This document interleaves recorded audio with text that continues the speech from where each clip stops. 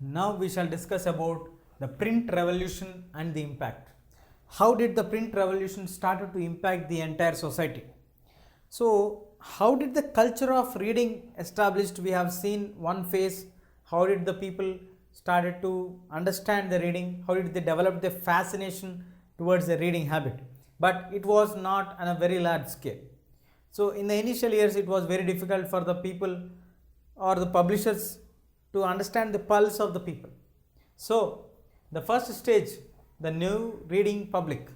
We need a public who can understand the reading, where even though in England or in any of the European countries, most of the people are illiterates who doesn't know how to read and how to write.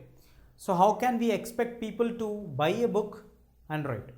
Though the cost of the printing has come down, the labor used for printing has literally come down, and there is also a possibility of printing more number of books. All these things made an opportunity for the publishers to get huge number of books in place. But now how to get them connected to the people? Because ultimately if people are not buying, that would not get the result for the publishers.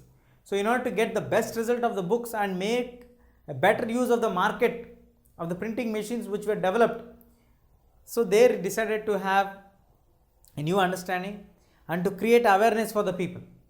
We cannot create awareness for the people saying that you come and read this book, because people don't know how to read.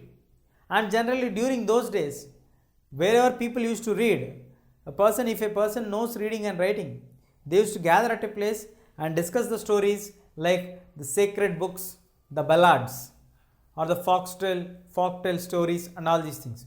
So when we talk about the sacred books, like we have the Bible readings, we have the Buddhist monk readings, all these readings come under the category of sacred texts. And when we talk about the ballads are the historic collection which were transferred from one generation to another generation on a phase of oral stories. So then folktale stories, all these things are the oral correction of the people.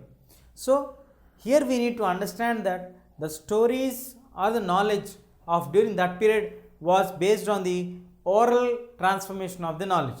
So most of the people are restricting themselves towards the oral understanding of the subject or the knowledge. So now in order to get the knowledge of written culture, it is very difficult to make all the people to go to the schools and learn the literature and come. So how can we project literature to the uneducated people now? That is a real difficult task. This task has been overcome by the publishers by having a clear picture of what are the requirements of the large number of people. So how can the city, or how can you get the mass public into the reading community? So first of all, the identified facts are that people are interested to listen to the ballads, to look at the ballads, to watch a show on ballad. So if ballads are being published which are well connected to the people and which are read by the people, then it would be a good market. That was the initial phase of thought which was brought to transform the people from the illiterate, uneducated people who are not at all interested in reading to the reading category of people. Because earlier reading was restricted only to the higher community people or the elite community people or the aristocratic family people or the noble people. But now we need to connect to the common people, because the availability of books has become very easy, and this advantage cannot become an advantage until and unless it has been utilized for a large number of community people. So that has to be the main focus for all of us. So the publishers started to think, what are the possible ways? They started to explore the ways to get reach to the people. So initially they understood ballads have to be printed, the sacred texts have to be printed. Later they also understood that only printing does not fetch much results. So we need to plan for them a beautiful pictures so that they can understand it visually also. Not only reading, they can understand it visually, and then they can visualize that one and get the final understanding. That's how they decided to do the necessary things. Then for the first time the books are being printed, the ballads are being printed, and a large community of people have brought together. This large community of people have been brought together, and they started to discuss these all the things at the taverns, at the place where the tavern is a place where they gather for a drinking purpose, for a community association, or for the exchange of the political developments, or any news or any function, any friends gathering. So place where tavern happens, there they started to read the books and discuss with each other in a loud and a detailed manner. As we discussed earlier also, the loud and discussion was being a precise exercise exhibited during by the old person in the community during that period, where all the others used to sit and listen to them. So ballads were something which has been memorized, and they are being passed from generations to generations. So when ballads have been printed with the visual images, that started to attract the large number of people towards this one. This large attraction of people from the unreading community towards the reading community disturbed the line of the literates and the illiterates, the readers and the non-readers. That finally blurred the line of gap between the reading people and the non-reading people. So that's how reading got a new public into hand by getting the sacred texts and the ballads. But not only this, after printing has developed, many people started to get their ideas printed very soon at very less cost. This has also initiated some Reformation movements.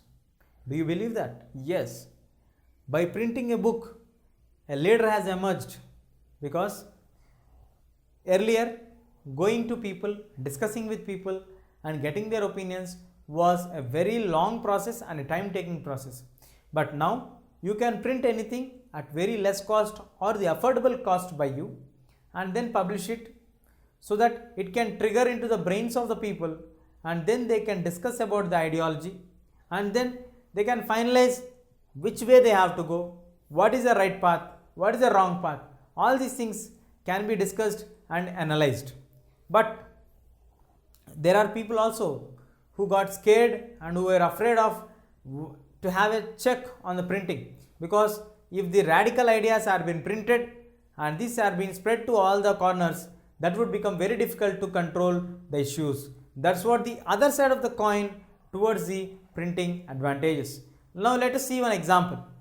Martin Luther King in 1517 wrote a book asking the atrocities or questioning the faith of Roman Catholic mission, which was actually printed on Woolbrick Church, on the walls of the Woolbrick Church, which the people who came to church start to read this one and initiated to have a discussion on this in the church, where church has been answered to come out and answer certain questions, where the questions are being put across the church authorities. So when this started, there were various number of volumes which are written by Martin Luther King, spread very soon. When he translated the New Testament, within a span of less than 1 month, he wrote 5,000 copies were sold. That shows the printing's affordability, and even Martin Luther King, in his own words, thanked that printing has been the greatest gift of the God in order to make the ideas spread to each and every corner in a very fast and a precise, detailed manner. That's what he mentioned in his own book. The first copy within less than 3 months was sold for 5,000 copies, and then again he wrote a second one which again got a massive production offer. So that's how Martin Luther King started to express his views. He wrote nearly 95 volumes.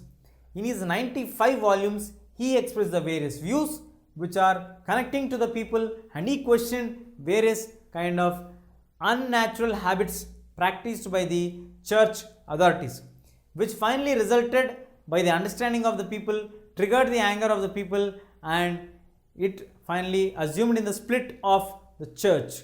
The church has been got divided into Protestants and the Catholics, the Martin Luther King turning up to be the leader of the Protestant community. So that's how printing has also initiated a very large, massive Reformation movement, and it was also very successful only and only because of the efforts of the printing. Because if printing was not there, Martin Luther King would not have been reached to many people.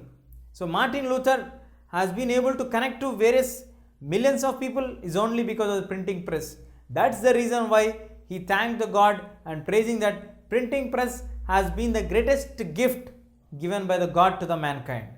And next, when we move on to the next other side of the coin, as I expressed before, that there are not only positive points, there are always some negative implications also.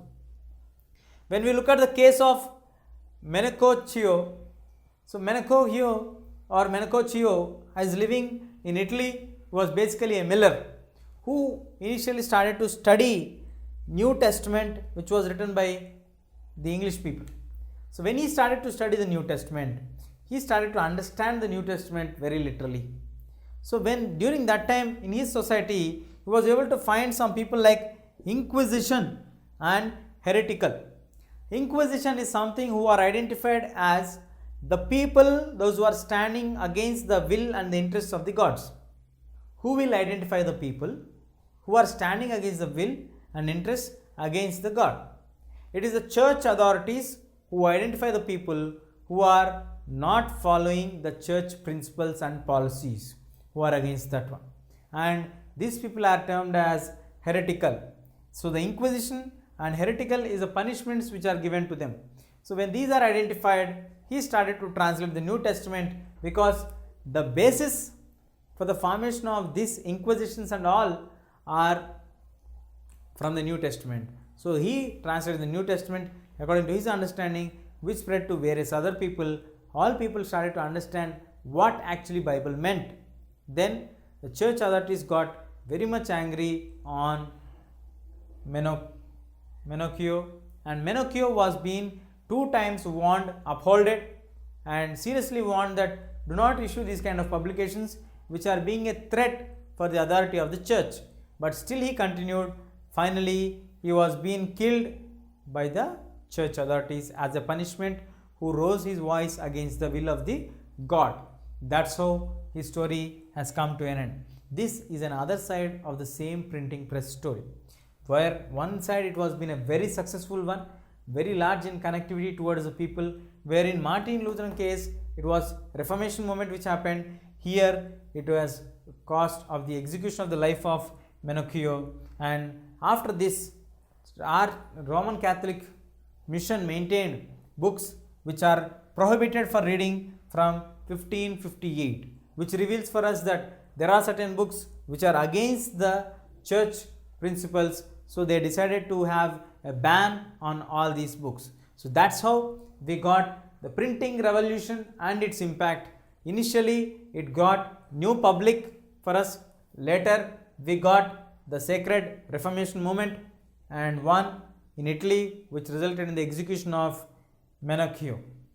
So that's what resulted in the prohibition of a list of books by the Roman Catholic Mission or RCM churches by the authority in 1558. If you like this video, please give a thumbs up.